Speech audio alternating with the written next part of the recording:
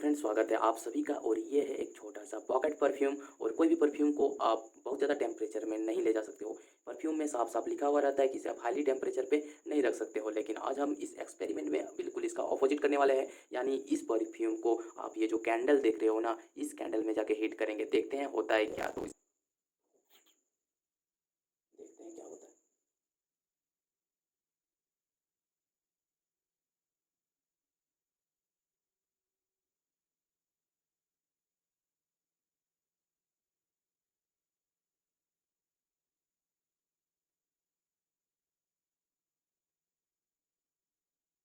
इतना देर तक गर्म करने के बाद भी ज़्यादा कुछ हुआ नहीं, सिर्फ एक छोटा सा आवाज किया।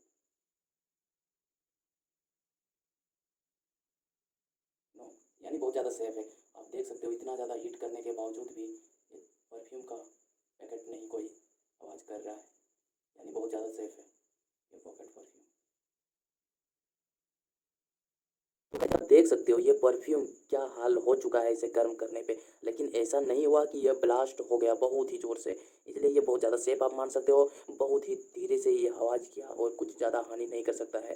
तो चलिए आज इस एक्सपेरिमेंट में हम ये देखें कि पॉकेट परफ्यूम बहुत ज़्यादा ज़ोर से ब्लास्ट नहीं होता है। इस वीडियो में हमने देखें कि पॉकेट परफ्यूम को आप डायरेक्टली बहुत ज़्यादा हीट करोगे तो भी यह ब्लास्ट नहीं होता है।